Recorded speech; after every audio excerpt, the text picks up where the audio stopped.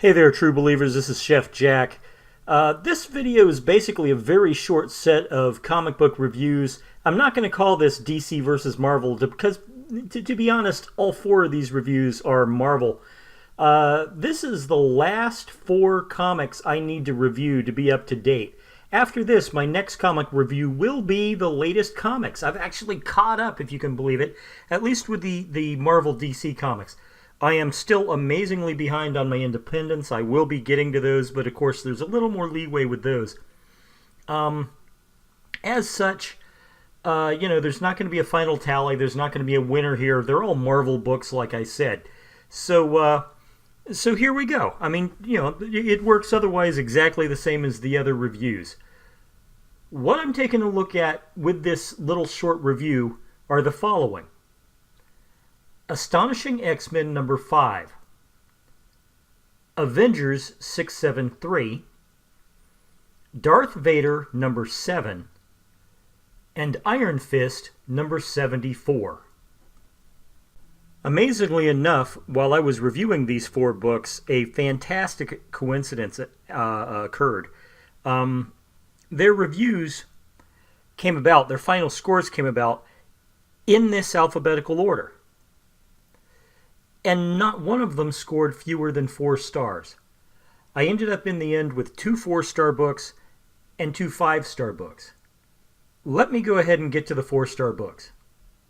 Astonishing XMen number 5. While I wasn't really enjoying the original 3 issues of this series that much, the last 2 have been a great improvement. And it turns out that this, in my opinion, is the X-Men book that the franchise needed. After a particularly slow beginning, Charles Soule has found his stride. He's got his pace going. Even though the title is Astonishing X-Men, it keeps weaving in the darker threads from the Uncanny X-Force, which is kind of cool. And that's including the overt references to the Dark Angel storyline. Artistically, this book is just insane. Roman Rosana's art, it lends to a unique sense of composition towards the page, and it does show some sort of a sense of figure work that was present in his work on Ant-Man as well. In the end, this issue just keeps everybody guessing right up until the final page, and it hits on an emotional high. And both storylines that it is following are just fantastic. The other 4-star book is Avengers number 673. This is the 3rd issue in the Avengers Champions crossover, and it digs into what is actually going on here. And it turns out the threat that the heroes face is, planetary. Earth and Counter-Earth are going to collide, and minute by minute they're going to get closer and closer to annihilation. This is a story right out of the 1950s low-budget science fiction films, but it's laid out in easily digestible chunks, and it's got a sense of fun about it that makes it enjoyable. This is not the deepest of science fiction stories, but it's not absolutely necessary for it to be deep if the story works. I really didn't, give a damn one way or the other about the first chapter of this, but it's grown. This has gotten into to be a better story. When we get to see the High Evolutionary, Mark Waid's portrayal of him is pitch perfect. Yes, I know it's fashionable to drop on Mark Waid right now, but he got it right in this issue, guys. The Evolutionary has always been one of those overly grandiose villains, and how much more grandiose can you get with this plot? This was a great issue. The first of the 5-star issues is Darth Vader number 7. This issue continues to flesh out the post-Revenge of the Sith portions of the Star Wars timeline and what exactly was involved in Vader's quest to exterminate the surviving Jedi. Charles Soule is already adding new context to the Grand Inquisitor's role as seen in Star Wars Rebels, but it's also fascinating to see how Vader handles being a teacher in the aftermath of his utter failure with his Padawan Ahsoka. For those of you who are unfamiliar, Ahsoka is a character from the Clone Wars cartoons. Even though she hasn't been mentioned in this series, she's still a canon character. Go watch those cartoons. You'll enjoy it. Trust me. I have a couple of issues with Giuseppe Camicoli's art. But those aren't really big enough to bring the issue down in quality. Overall, this is just a fun, amazing story, and it's building on itself, and it looks to get even better, and I can't wait. I can't wait. This series is beginning to feel like it's an authentic Star Wars story. And lastly, we have Iron Fist number 74, which is another 5-star issue. I cannot say this enough. I love this series. In this issue, the unlikely duo of Sabretooth and Iron Fist find themselves beating the crap out of a big bunch of Z-list villains in search of this new scumbag who stole a sacred book from Danny Rand.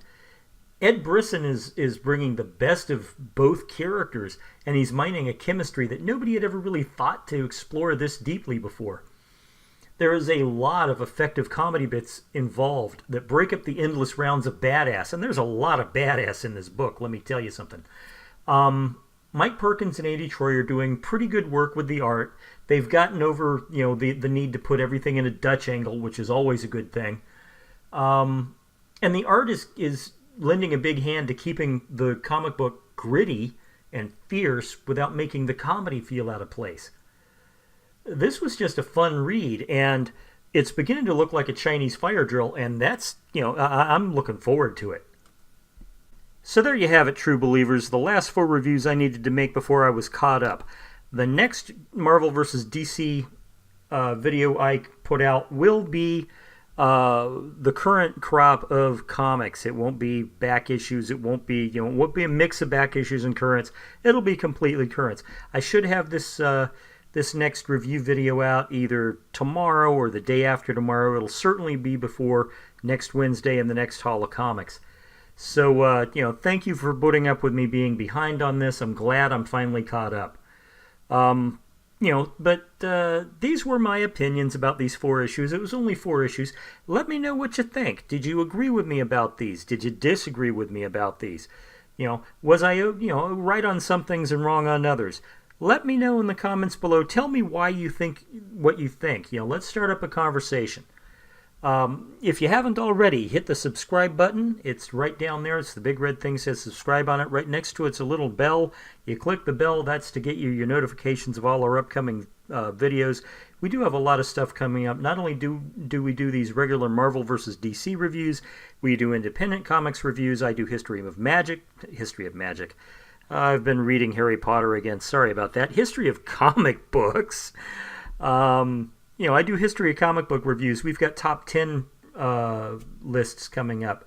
We've got a lot of stuff coming, and all of it's going to be fun, and most of it, for the most part, is going to be about comic books or comic book-related titles. So let's hear from you. If you'd like to help us keep all this going, we've got a Patreon page, we've got a VIDME page. You can hop on over, drop a couple of bucks in the bucket. They're linked in, they're linked in the information below. But even if you don't do that, we appreciate your time and your attention. Thank you very, very much for watching.